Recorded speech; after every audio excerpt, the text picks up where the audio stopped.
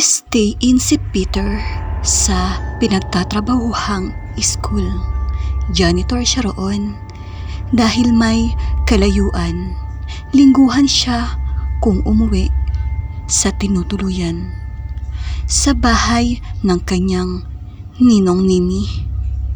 Pinayagan si Peter ng principal na gamiting tuluyan ang isang bahagi ng bodegang tambakan ng mga sirang gamit ng paaralan. Mahigpit lang ang bilin na magiging maingat daw siya sa pagluluto. Mag-iingat po ako, sir. Huwag kayong mag-alala. Di kalakihan ang sweldo roon ni Peter bilang janitor. Pero sa isang gaya niyang mula sa isang malagim na trahedya, malaking bagay ang naggagawa ng sahod niyang 3,000 piso sa isang buwan niyang pagtatrabaho. Itinatawid niyon ng gutom ang kanyang ina, 3 kapatid at ang kanyang lola.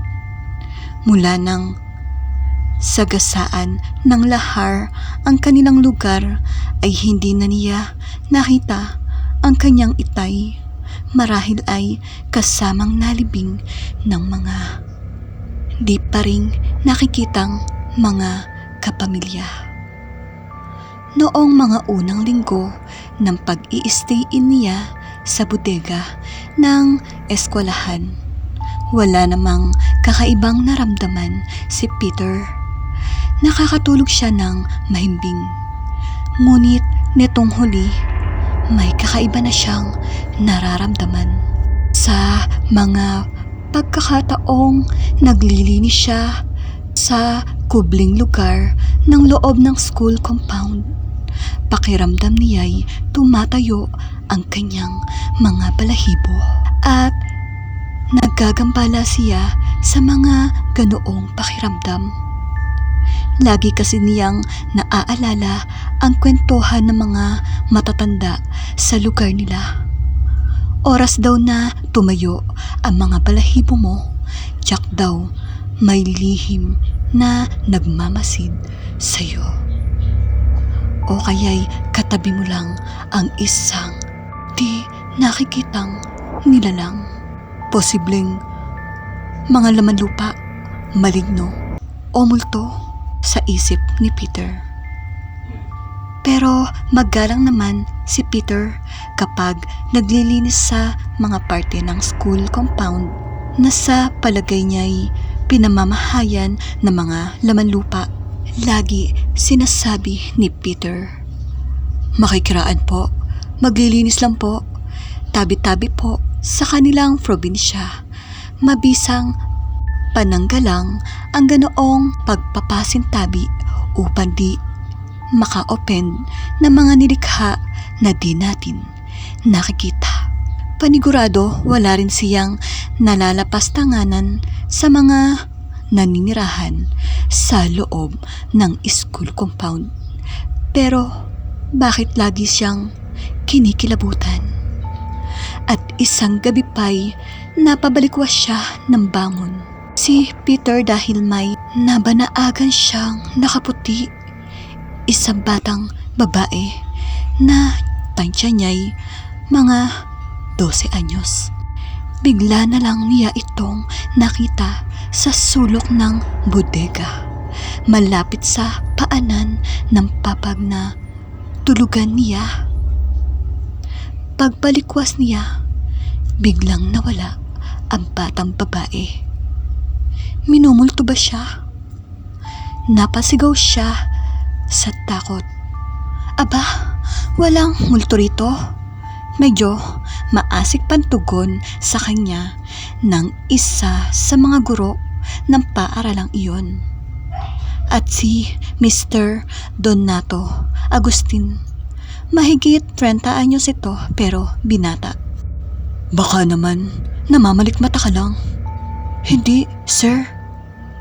Kitang-kita ko, iwinasiwas nito ang isang palad. Ko, kalimutan mo na yan. Siguradong namamaligpat ka lang.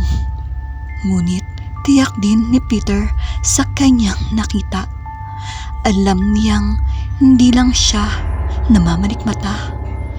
Isang dalaga ang nakita niyang nakatayo sa sulok ng bodega. Nang bigla na lamang nawala pagkabangon niya.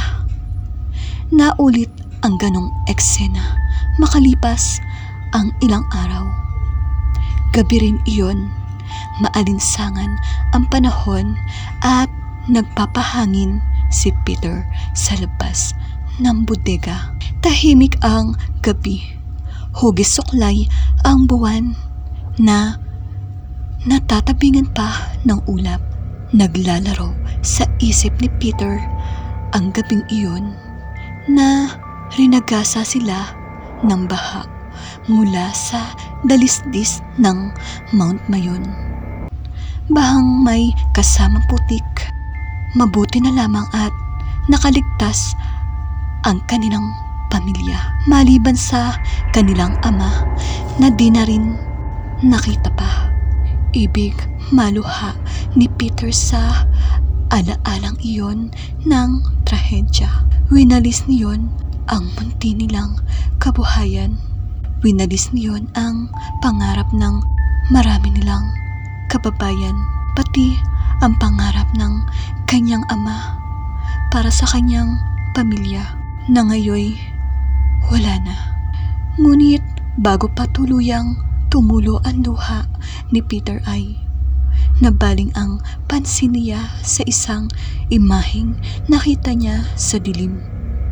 Batang babae, nakaputi, at hindi ito nag-iisa. Naging dalawa ang batang babaeng natatanaw niya. Naglalakad patungo sa talahiban. Naging tatlo. Ano to? Sa isip ni Peter, sa kalaliman ng gabi, may matino pa bang grupo ng mga dalaga na namamasyal sa ganoong talahiban? Hoy! Hindi nakatiis si Peter, kaya tinawag ang pansin ng mga ito. Sabay-sabay lumingon ang tatlo. Pagkuway, sabay-sabay ring kumakaway. Hindi kaway ng pamamaalam, kundi parang kaway na nagtatawag. Gabi na! Sigaw uli ni Peter. Mag-siuwi na kayo sa bahay nyo. Baka maghahasa pa kayo riyan.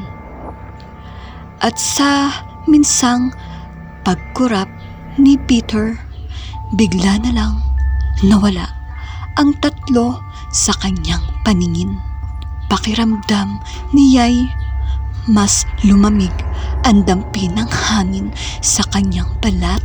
Nakaamoy siya ng halimuyak ng bulaklak na nasabayan ng amoy ng kandila.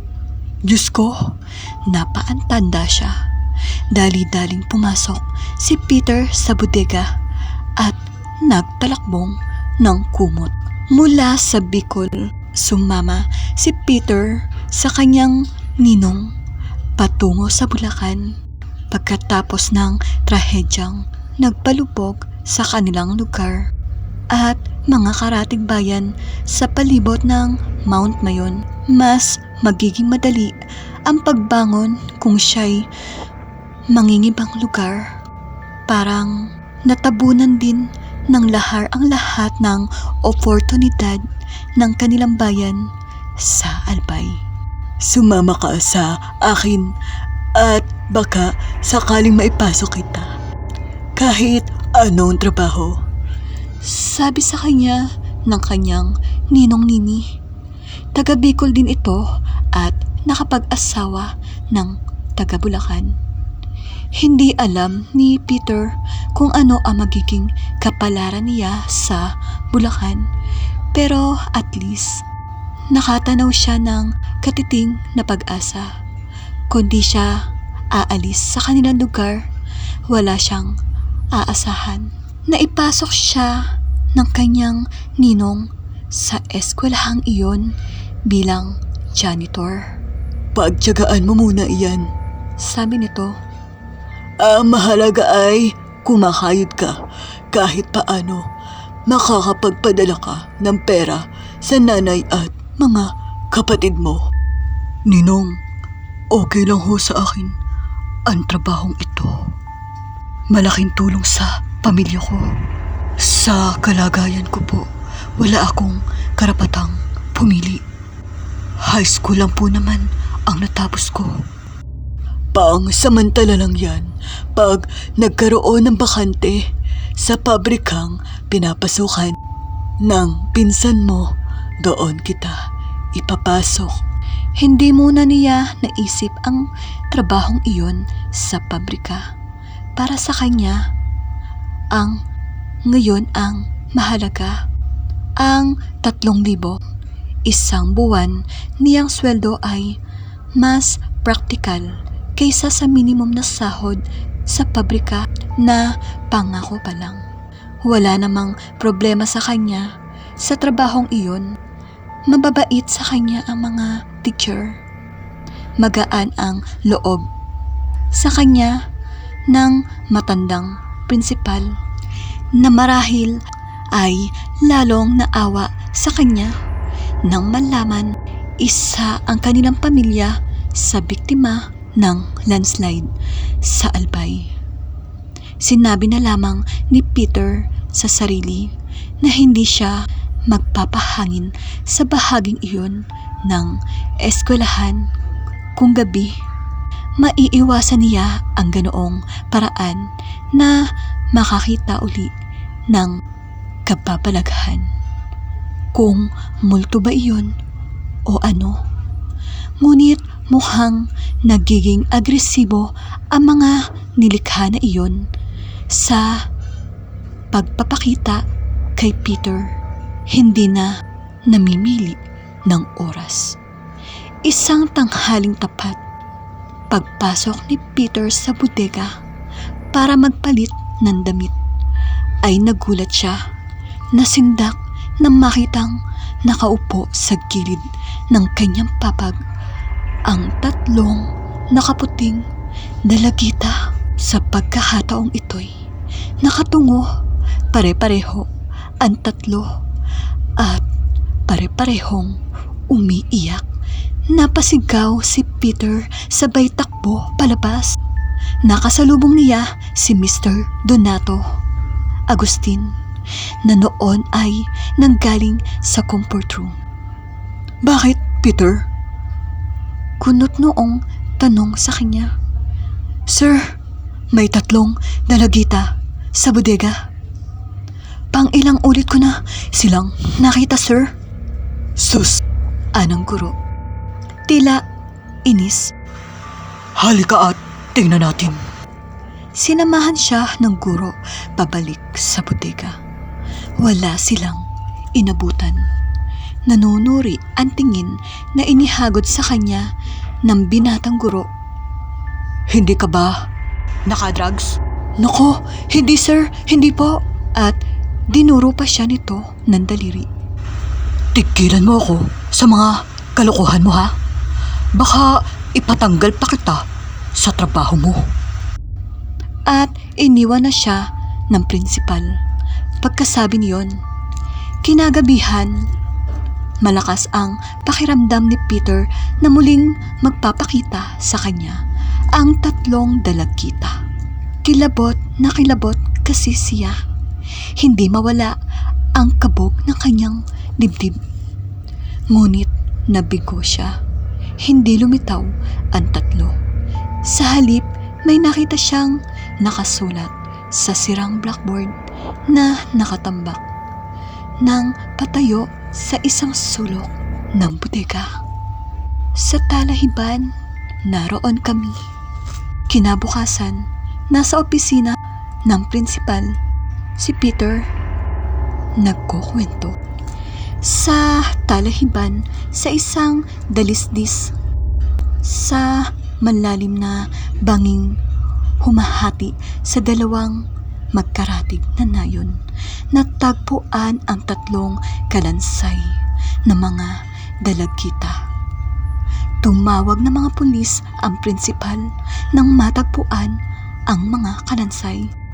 Kung ganon, ito ang mga kalansay ng 3 estudyanteng nawawala, anang isang investigador.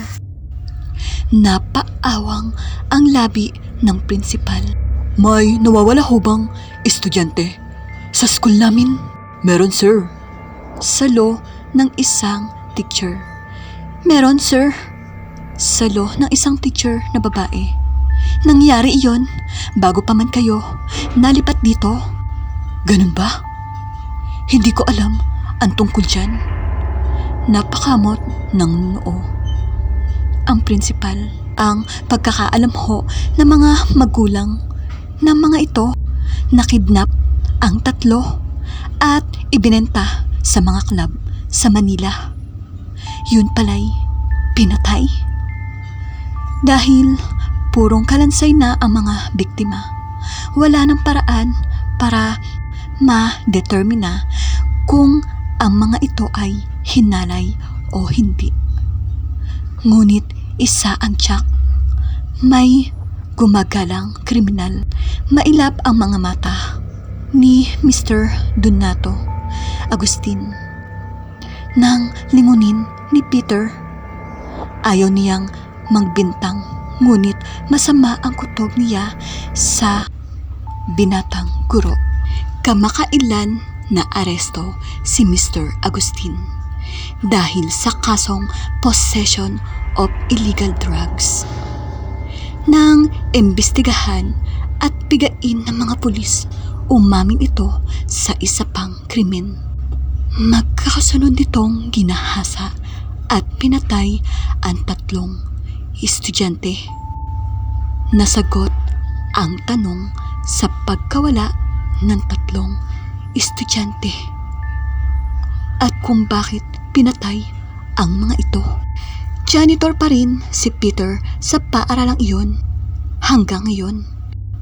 At sa bodegang iyon pa rin siya natutulog.